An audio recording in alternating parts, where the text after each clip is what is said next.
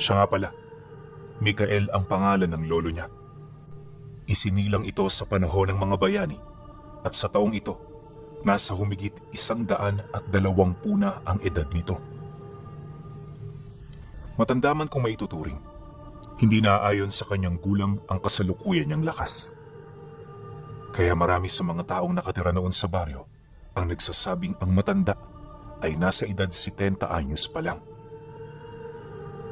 Bukod kasi sa nakakagapas pa ito ng palay, hapon-hapon din itong nagtatambak ng panggatong para meron silang maisaing. Ito rin ang gumagawa ng karamihang gawain sa bahay nito, gawa ng hindi ito tumatanggap ng tulong mula sa kanyang ama na siya namang nag-iisa nitong anak. Ayon sa lolo niya, na hanggat malakas siya, hindi siya hihingi ng tulong sa kung kani-kanino para lamang mapanatili ang kaayusan sa kanyang tahanan. Dagdag pa nito na, ang tanging makakatulong lamang sa kanya ay ang mga taong sisilong sa kanyang puder. Nang malaman niyo ng tatay niya, hindi ito nagdalawang isip na lumapit sa kanya. Isang gabi, habang naghahapunan silang magpamilya, inilahad ng kanyang ama ang ibig nitong mangyari sa kanya. Narciso, bilang ikaw ang nakakatanda sa inyong magkakapatid, nais ko sanang humingi sa iyo ng konting pabor. Kilala ko kayo lahat at sa inyong apat, ikaw ang nararamdaman kong may malasakit sa aking ama. Oo, malakas pa ang lolo Mikael mo, pero hindi ibig sabihin nun na panghabang buhay na yon. Bungad na wika nito. Dagdag pa nito na, hanggat nasa poder siya ng lolo niya, marami siyang matututunan sa lihim na karunungan. Nakakasiguro rin itong interesado siyang matuto dahil noon pa man, kapansin-pansin na ang pagkakaroon niya ng hilig na makinig sa mga kwentong may kaugnayan sa kabilang mundo. Nang marinig naman ni Narciso ang sinabi ng tatay niya, medyo napahinto siya sa kanyang ginagawa. At sa isang iglap, pakiramdam niya, unti-unting tumigil ang kanyang mundo. Sa halip na mag-alala para sa kanyang hinaharap, halos hindi niya mawari ang kanyang pagkagalak na agad na sumang-ayon sa ibig nitong mangyari. Pagtango niya sa kanyang ama, yun na rin ang naging hudyat ng pagtigil niya sa pag-aaral. Nasa sekundarya na siya noon, pero di man lang siya nang hinayang sa kanyang mga pinaghirapan. Aminado kasi siya na wala siyang balak na tahakin ang buhay ng isang empleyadong tao sapagkat sa kanyang pag-aaral, batid niya ang hirap na pinagdadaanan ng mga ito. Marami ang nagpapakamatay at kahit anong sipag, hindi makaangat-angat sa buhay. Maraming tulog na nawawala at higit sa lahat, maraming oras ang hindi na maibabalik pa. Kapalit ng konting kaligayahan sa salapi ay ang pagbebenta ng sariling oras at panahon na siyang di hamak na mas mahalaga sa anumang bagay dito sa mundong ibabaw. At kahit wala pa siyang karanasan sa realidad ng buhay, alam na niyang mangyayari ito, kaya hanggat maaari, pinipilit niyang baguhin ang direksyon ng kanyang buhay. Ayon sa kanya, iisa lang ang kanyang pangarap, at yon ay maging malaya sa lahat. Magawa ang lahat ng kanyang gusto, mapuntahan ang lugar na walang iniisip na ano paman, at mabuhay ng masaya sa piling ng kanyang pamilya. Yun lang ang kanyang simpleng pangarap, ngunit hindi ito basta-bastang nakakamit. Matapos ang kanilang pag-uusap, wala namang naging tutol sa kanilang napagkasunduan ng kanyang ama. Yung tatlo niya kasing kapatid, aminado na walang interes sa mga ganoong uri ng bagay. Kaya makalipas lamang ang ilang linggo, nanirahan na siya sa kanyang lolo. Hindi naging madali ang unang araw niya sa bahay nito, gawa ng tinadtad siya nito ng trabaho.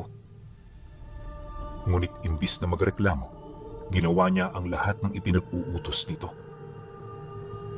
Alam niya na bilang manggagamot, may mga pagsubok itong lihim na ibinibigay sa mga taong nagpapakita ng interes sa kanyang karunungan.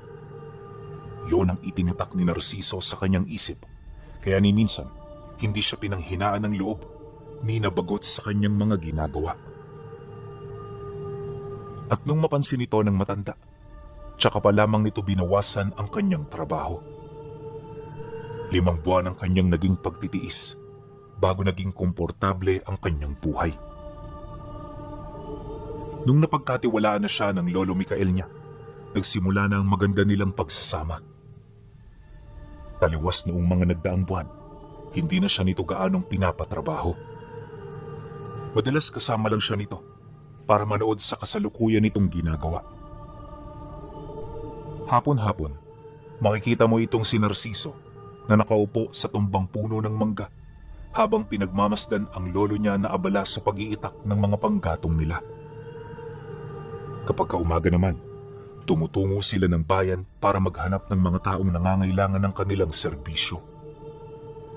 Libre ang kanilang trabaho, kaya walang kahit na sino sa bayang yon ang may kakayahang pintasan ng kanilang ginagawa. Marami rin noon ang nakakakilala sa matanda, kaya tuwing bumababa sila, samot-saring mga regalo ang binibigay ng mga tao sa kanila. Maliban sa pera, lahat kinukuha ng lolo niya. Manok, mga prutas, gulay, at kung ano-ano pang mapapakinabangan. Dahil dito, hindi niya maiwasang mapatanong sa matanda. Naniniwala kasi siya na kung tatanggapin nila ang salapi, di hamak na mas marami pa roon ang kanilang mabibili. Ngunit nang marinig yon ng lolo niya, bigla nitong idinampi ang mga palad nito sa kanyang ulo habang sumasagot ng, "Diyos ang sinasamba natin, anak. Hindi mga demonyo. Ang pera gawa ng tao, pinagmumula ng kasamaan, habang ang mga pagkain ito galing mismo sa itaas. Maraming kasalanan ang nakukuha sa mga makamundong bagay, kaya mag-iingat ka. Tandaan mo sa bandang huli, kaligtasan ng ating mga kaluluwa ang mahalaga. Di bali nang magtiis, kaysa magnakaw o gumawa ng kahit na anong kabalbalan. At ang pagtitiis, apo, lagi mong ipapasa sa Diyos dahil meron itong kakibat na pagpapala sa Kanya." Nang marinig naman ito ni Narciso, doon siya tuluyang naliwanagan. Alam niyang totoo ang sinasabi ng kanyang lolo, kaya wala na siyang naisagot ukol dito. At magmula noong pabalik-balik sila sa bayan, samot-saring mga karamdaman ang kanyang nasaksihan. May sinasapian, naengkanto, mga nabarang, at ang nakakapangilabot sa lahat ay yung mga nayanggaw ng mga aswang. Ayon sa kanya, na nung makatagpo siya ng isa sa mga nayanggaw, halos gabi-gabi itong nagbigay ng bangungot sa kanya.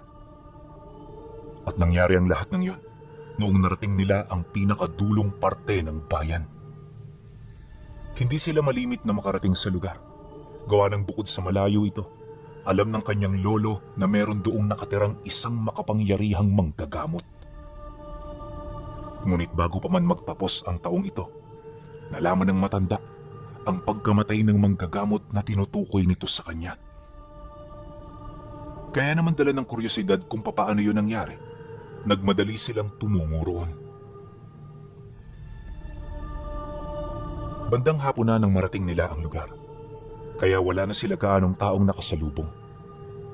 Taliwas sa bayan, isang simple at payak na pamumuhay ang bumungad sa kanila roon. Simpleng mga bahay lang din ang kanilang mga nasilayan na halos bilang lang ng kanyang mga daliri. Medyo marumi rin ang daraanan, indikasyon na walang pakialamang mga tao roon sa kanilang kapaligiran. Matapos naman nila itong makita, nagpatuloy lang sila sa paglalakad hanggang sa marating nila ang isang lumang bahay na nakatirik malapit sa sapa. Pagpasok nila sa bakuran nito, agad niyang napansin ang malalaking ugat ng mga halaman na halos umahon na sa lupa. Matataas na rin ang damo sa paligid, tapos ang bahay parang ilang buwan ang walang naninirahan. Saradong-sarado rin ang mga bintana at kapansin-pansin ang makapal na alikabok na kumapit sa harapan ng pinto. Nang masipat naman yun ng matanda, nagpatuloy lang sila sa paglalakad hanggang sa mabuksan na nila ang entradang pinto ng bahay. Pagpasok nila sa loob nito, inabisuhan siya nito na isarado ang pinto at huwag pumunta kung saan-saan. Nang marinig naman yon ni Narciso, dali-dali niya itong ginawa hanggang sa dumilim ang buong paligid. Habang namumutawi ang kadiliman sa lugar na yon, nakita niyang may kinuhang garapo ng matanda na naglalaman ng berdeng pulbos. Pag-ihip nito sa paligid, pansamantalang lumiwanag ang bahay kasabay ng pagbunyag nito sa kanila ng isang malagim na kaganapan na may kaugnayan sa pagkamatay ng kakilala nitong manggagamot. Matapos naman yung makumpirma ng lolo niya, inutusan siya nito na dali-daling buksan ang mga pinto at bintana. Ngunit paghawi niya sa entradang pinto nito, bumungad sa kanya ang mga taong nagkukumpulan sa labas. Seryoso yung nakatingin na para bang kanina pa sila nitong pinagmamasdan. Lo, may mga tao sa labas. Mukhang may kailangan sila sa inyo. Bungad na wika niya sa lolo niya. Huwag mong pansinin ang mga yan. Naririto yan para manggulo. Sige na, Narciso. Ipagpatuloy mo kung anong inuutos ko sa'yo. Agarang sagot naman ito. Nang marinig niya ang sinabi nito, mas lalo pa siyang nagmadali. Maya-maya pa, nang mabuksan na niya ang lahat ng bintana, dito nila nakita ang mga marka ng nilalang na umatake sa manggagamot. Nung masipat yon ang lolo niya, isa lang ang nasabi nito, at yon ay walang iba kundi grupo ng mga gabunan ang umatake rito. Pagkasambit nito ng mga kataga, dali-dali yung lumabas para matingnan ang kabuuan ng bahay. Ayon sa kanya, isang beses lang itong naglibot at pagbalik nito sa kanyang kinaroroonan, nakita niya ang hawak-hawak nitong itim na halaman. May malansa yung amoy, kaya hindi niya mawari kung anong uri ng halaman ang hawak-hawak nito. Paglapit naman ng lolo niya, inilahad nito na yon ang ginamit ng mga gabunan para lasunin ang mga pangontrang nakalibing sa loob at labas ng bahay ng manggagamot. Hindi nila yun basta-bastang magagawa kung walang tulong mula sa mga individual na pinagkakatiwalaan din ito. Matapos naman yung mailahad ng lolo niya, tahimik nitong pinagmasdan ng bawat taong nagsisikumpulan sa harapan nila. Bawat mata maigi nitong pinagmasdan hanggang sa may nakita itong isang lalaki na hindi kaaya-aya ang pamamaraan ng pagtitig sa kanila. Pagpang-abot ng kanilang paningin, may binanggit na 2 buhay na salita ang lolo niya bago tuluyang humandusay sa lupa ang inihipan nito ng dasal. Nang mapansin naman ito ng mga taong naroon, bahagya itong natigilan sa kanilang mga ginagawa. May mangilan-ngilan na sinubukang bungguin ng lalaki, pero dahil sa bigat nito, hindi nila yun nakayang iangat sa lupa. Nang mapansin naman yun ng lolo niya, agad nitong inabisuhan ng mga taong naroon na bumalik na sa mga bahay nila. Dagdag pa nito na wala silang mapapala sa kanilang ginagawa, kaya mas mainam na bumalik sila sa paghahanap buhay para sa mga pamilya nilang naghihintay. Matapos naman itong magsalita, muli itong umihip ng dasal sa hangin. Nang marinig naman yon ang mga taong pumunta sa bahay ng manggagamot, paisa-isa na itong nagsialisan hanggang sa ang natira na lamang ay yung lalaking tinigalpo nito. Paglapit naman nila sa lalaking yon, agad nila itong kinaladkad papasok ng bahay bago ito tuluyang gisingin ng matanda. Pagmulat naman ng mga mata nito, dali-dali nitong sinubukang tumayo, pero sa hindi malamang dahilan, di niya ito magawa-gawa. Yun bang pakiramdam ng lalaking yun? Patay ang buuan ng katawan niya. Tanging mga mata lang din ang kanyang naikikilos, kaya naman ang mapagtanto niya ito, hindi nito mapigilang pagmumurahin ng matanda. Ngunit di pa man ito tapos sa pagmumura. Dahan-dahan doong lumapit ang lolo niya, kasabay ng mahinahon itong pagwika ng, "Magdahan-dahan ka sa pananalita mo. Dahil alam mo, na kaya ko ring patigilin ang paghinga mo kung gugustuhin ko. Gusto mo bang mamatay sa lugar na ito? Hindi ako manghihinayang sa buhay mo. Nang marinig ito ng lalaki, bigla itong natahimik at naging mahinahon. Wala na rin itong sinabi sa matanda hanggang sa dahan-dahan na itong kumalma sa kanyang pananalita. Malaya na rin itong inamin ang lahat ng nalalaman niya sa takot na baka totohanin nito ang lahat ng mga sinabi nito sa kanya. Base sa salaysay ng lalaki, totoo na may kaugnayan siya sa pagkamatay ng manggagamot. Kaya lang naman siya napilitan na taniman ng laso ng bahay nito ay dahil sa niyanggaw ng mga gabunan ang nag-iisa niyang anak. At dahil sa pangako nitong ibabalik yun sa normal sa sandaling patay na ang manggagamot, ipinagkibit-balikat niya ang lahat ng naging utos nito sa kanya. Dagdag pa nito, layunin ng grupo ng mga gabunan na lipulin ang mga manggagamot sa kabuuang lugar ng Leyte. Iisa-isahin nila ang mga galamay ng dibino hanggang sa ang mga ito na lamang ang matira. Kumpiyansa ang mga gabunan na kaya nilang patayin ang mga dibino at mangyayari lamang ito kapag nalipol na nila ang lahat ng natitira nitong mga galamay. Dahil sa sinabi nito, napatawa lang naman si Tandang Mikael na parabang isang biro ang mga bagay na kanyang narinig. Pagsilay naman ito sa lalaki, mahinahon ito roong sumagot ng, "Wala pa sa kasaysayan ng tao na may nakatalong demonyo sa isang dibino. Kami ang mga pinili ng pinili, kaya ang aming kapangyarihan ay direktang nagmumula sa itaas. At matatalo lang kami ng mga hamak nila kung aming tatalikuran ang minana naming kapangyarihan. Maraming salamat sa mga sinabi mo, at bilang ganti, tutulungan ko ang iyong pamilya. Tumayo ka na dyan at samahan mo kami sa inyong tahanan." Nang marinig ito ng lalaki, hindi na yun umimik pa. Sa halip ang ginawa nito, dahan-dahang tumayo at naglakad. Pagkaraan ng ilang minuto, narating nila ang bahay nito, kung saan bumungad sa kanila sa labas ng bahay ang mga kadugo nitong nagbabantay.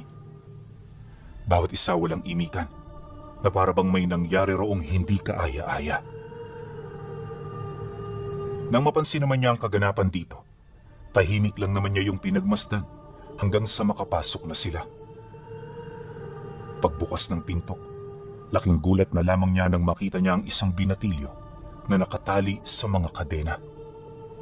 Nagsisilabasa na rin ang mapupula nitong mga ugat, tapos kapansin-pansin ng nangingitim nitong mga mata. Pilit na rin itong inuunat ang kanyang mga binti at braso na parabang yon ang pamamaraan nito para makatakas sa ganoong sitwasyon. Subalit dahil sa kunat ng mga kadenang yon, hindi ito umuubra. May mga sinasabi na rin ng nilalang habang unti-unting lumulobo ang tiyan nito. Pagsilay naman dito ng kanyang lolo, agad nitong inilahad sa kanila kung ano ang totoong karamdaman ng biktima. Ayon dito, hindi ito nayanggaw, bagkus ay tinaniman ito. May hahalin tulad ang sitwasyon nito sa isang babaeng buntis na nagdadalang tao.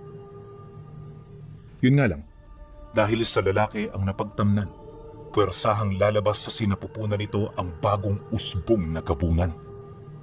At sa sandaling umahon ng nilalang na yon, mamamatay ang kanyang biktima. Nabanggit din ng lolo niya na walang balak ang mga gabunan na buhayin pa ito dahil sa oras na ito ay pinagaling nila, mamamatay ang tanim nila. Siyempre hindi nila yun hahayaan, gawa ng mas matimbang para sa kanila ang sarili nilang mga kadugo. Marahil kaya nito inilahad sa lalaki na tutulungan nila yon dahil sa ito lang ang paraan para mapasok nila ang bahay ng manggagamot nang hindi nito natutulugan. Nang marinig naman yon ng lalaki, hindi ito makapaniwala sa kanyang mga narinig. Bagaman mahirap itong tanggapin, nakakasiguro ito na ang matandang yon ay hindi siya kayang linlangin. Bagay na naging daan para maniwala ito ng walang basihan. Matapos naman yung mailahad ng lolo niya, agad nitong nilapitan ng biktima habang bumubulong-bulong ng mga buhay na salita. Maya-maya pa, hinaplos nito ang tiyan ng lalaki kasabay ng maigi nitong pagramdam sa nilalang na nasa loob ng kanyang sistema. At nung makumpirma na ito ng lolo niya, agad nitong tinigalpo at pinako ang natamnan, dahilan para bumagsak sa kanyang higaan. Gustuhin man itong kumilos sa ganong sitwasyon, huli na ang lahat. Hindi lang kasi katawan nito ang napako, bagkus ay nadamay din ito pati ang buo nitong kaluluwa. Kaya na may sa katuparan na yon ng lolo niya, malaya nitong napainom ang hawak nitong likido sa biktima. Nang malagok na ito, naghintay sila ng ilang minuto para maisuka nito ang tanim na ilang araw nang nanananahan sa loob ng kanyang katawan. Pagkaraan pa ng ilang minuto, kagaya ng sinabi nito, nagsimula na ngang mapaduwal ang lalaki. Yung buka ng bibig nito ay hindi normal dahil halos ilabas na rito ang kabuuan ng kanyang ngipin. Nang masipat naman yon ng mga kadugo, dito na yun nagsimulang magsikumpulan para masilayan kung ano ang lalabas mula sa bunganga nito. Hindi naglaon. May nasipat na silang maliit na kamay ng itim na sanggol. Sinasabayan na rin ito ng pag-ungol ng nilalang na parabang hudyat na malapit na itong bawian ng buhay. Di nagtagal, kahit anong pagpupumilit nitong manatili sa loob, wala na yung nagawa dahil sa likidong ininom ng biktima. At nang makalabas na ang ulo nito, sapilitan na itong hinila ng lolo niya. Maya-maya pa, lupaypay na lumabas ang itim na sanggol habang nag-aagaw buhay. Paglalarawan niya rito, napakalayo nito sa mga pangkaraniwang sanggol na isinisilang. Ang nilalang kasing yun, may mga pangil at matatalas ng kuko, pagkapanganak pa lamang. Kapansin-pansin din ang itim na balahibo sa katawan nito, indikasyon na malayo yun sa pagiging tao. Matapos naman nila itong masilayan, agad itong hinawakan sa ulo ng matanda, sabay hagis nito sa labas ng bahay. Buhay pa ang nilalang na yun, ngunit ipinag-utos nito na wag muna itong patayin. Nais kasi ni Tandang Mikael na ikalat ang bakas ng sanggol sa buong paligid. Sa pamamagitan nito, matatawag nila ang mga magulang na nagtanim dito. Nang marinig naman ito ng kamag-anak ng biktima, wala namang tumutol. Nang mapansin naman ito ng lolo niya, ipinagpatuloy na nito ang panggagamot sa binata. Batid kasi nito na hindi pa tapos ang kalbaryo nito, gawa ng marami pa ring natitirang bakas ng gabunan ang kasalukuyang nasa loob ng sistema nito. At sa loob ng halos kalahating oras nitong pagsusuka, inilabas nito sa katawan ng kumpol ng mga buhok at mga lupang may napakabahong amoy. May mga buto rin ng hayop sa mga suka nito, kalakip ng maliliit na itim na alakdan at alupihan. Ayon sa lolo niya, na ang mga nilalang na inalabas nito sa sistema ay nagbibigay ng malaking parte upang hindi ito makapagdulot ng sakit at hindi kaaya-ayang pakiramdam sa kanilang biktima. Ginagawa nila ito hanggat hindi pa lumalaki ang sanggol ng gabunan. Dagdag pa ng kanyang lolo na hindi lahat ng uri ng mga gabunan ay gabunan. Bawat isang lahi may kanya-kanyang pamamaraan para maipalaganap ang kanilang uri. Pagsapit ng sumunod na araw, nasa maayos na kalagayan na ang bata. Bagaman wala na silang gagawin sa bahay nito, pinili nilang manatili roon ng ilan pang mga araw. Plano ng matanda, kumprontahin ang pamilya ng nilalang na napaslang nito. Pagtatapat pa nito sa kanya, hindi maaaring iwan nila ang pamilya dahil sa oras na ito ay gawin nila, lahat ng nakatira sa bahay na yon ay mamamatay. Sapat na ang ginawa nila noong gabi para magwala ang lahat ng kauri ng sanggol na kanilang pinatay. Nang marinig niya ang tungkol dito, hindi niya maiwasang makaramdam ng takot sa kanyang sarili. Gayunpaman sa kabila nito, nanatili siyang panatag dahil alam niya ang hangganan ng lakas ng lolo niya. At ang mga ganoong uri ng nilalang, wala pa sa antas nito para makaramdam siya ng pagkabahala. Kinahapunan, kagaya ng inaasahan nito, dumating na nga ang pamilya ng mga gabunan. Mataas pa noon ang araw, kaya nang pumunta ito sa kanilang lugar, nasa kaanyuan pa yon ng tao. Subalit sa kabila ng ganong pagbabalat kayo, sadyang hindi nila maitatago ang kabangisan sa kanilang mga muka. Nang masipat naman yon ng lolo niya, nagmamadali ito roong lumapit kasama siya. Pagdating nila sa harapan ng bahay, agad naman nilang naramdaman ang tila bang pagkasindak ng nilalang. Bukod kasi sa bigla itong napayuko, maya't maya na rin ang paghakbang nito papaatras na tila bang nasisindak sa taglay nitong presensya. Dahil dito napatawa lang naman ang lolo niya habang nagwiwikas sa mga ito. Huwag kayong mag-alala. Walang mangyayaring masama sa inyo. Maganda pa ngayon ang takbo ng utak ko. Kaya papalagpasin ko ang kapangasan niyong ito. O ano? Lapit na.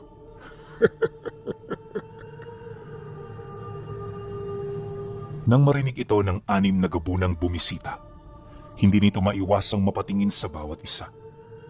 Yun bang, sa estado ng mga ito, parang sumisenyas yun sa mga kasamahan nila ukol sa kanilang isasagot. Nang masipat naman yun ng kanyang lolo, hinayaan nila ang mga nilalang sa kung ano ang nais nitong gawin. Ilang minuto pa ang lumipas, dito na nila narinig ang tinig ng isang matandang lalaking gabunan. Hindi namin inaasahan na isang dibino pala ang papatay sa aming kauri. Palalagpasin ho namin ito kung ipapangako niyong alis na kayo sa lugar na ito. Nangangako kaming hindi namin gagambalain ng mga taong sangkot hanggang sa sila'y lumisan sa mundong ito. Nakikiusap ho kami, Dibino. Pagkarinig naman ng lolo niya sa sinabi nito, bigla itong tumawa ng malakas habang sumasagot dito ng, Ano ka mo? Palalagpasin niyo ito? Ganyan din ba ang sinabi ninyo sa kaibigan ko bago ninyo pinatay? Habang inilalahad ito ng lolo niya, kapansin-pansin ang galit at paninindak sa bawat kataga nito. Paunti-unti, dahan-dahan niyang napapansin ang pagbago ng presensya nito hanggang sa nangahas namang sumagot dito yung matandang kausap nito. Subalit di pa man yung tapos sa pagsasalita, bigla itong hinawakan sa leeg ng lolo niya, dahilan para magsipulasan papalayo ang iba pa nitong mga kasama. Nung nahawakan na yun ni Tandang Mikael, hindi na nagkaroon pa ang nilalang ng pagkakataon para tumakas. Maya-maya pa, dito na yun nakaramdam ng matinding panghihina hanggang sa unti-unti na lamang lumaylay ang mga kamay at binti nitong walang patid na gumagalaw, buhat sa kagustuhan pa nitong mabuhay. Kalaunan, nang masipat niyang patay na ang matanda, walang kaabog-abog niyang binali ang ulo nito para makasiguro. Pagkatapos mabilis naman itong sinugod ang iba pa hanggang sa malipol na niya yon gamit lamang ang kanyang mga kamao at binti. Ayon kay Narciso, na habang pinagmamasdan niya ang kanyang lolo, kitang-kita niya ang matinding pinsala na naibibigay nito. Parang bala ng baril ang mga kamao nito, na sa sandaling lumapat yun sa kanilang mga kalaban, agad itong nabibigyan ng malubhang pinsala. Yung iba sa mga nilalang, isang suntok lang ang kinakailangan para tuluyan itong mamatay. Habang yung iba namang nakakailag, 2 hanggang 3 suntok ang kaya nilang indahin bago mawala ang kanilang mga wisyo. Nang mapatay na ni Tandang Mikael ang lahat ng pumunta, agad nitong tinipon sa bakuran ng bahay ang mga labi para sunugin. Ayon sa matanda, na kahit lantaran nila itong sunugin, walang taong maghihinala. Dahil sa kanilang paningin, mga tuyong dahon lang ito ng nyug. Pagsapit naman ng gabi, habang nagbabantay siya sa labas, dito nila nasilayan ang grupo ng mga gabunang paparating. Subalit di pa man ito nakakalapit, napilitan ng mga itong umatras nang maramdaman nila ang presensya ng dibinong kumakalat sa paligid. Ang kaso lang, kahit anong gawin ng mga ito, sadyang hindi nito matatakasan ang abilidad ng lolo ni Narciso. Bago pa man kasi matunugan ng mga ito ang presensya ng matanda, namarkahan na sila ng mga engkantong kaibigan nito. Kaya kahit saang lupalop sila pumunta, makakasunod ang mga nilalang ngayon upang sila'y paslangin.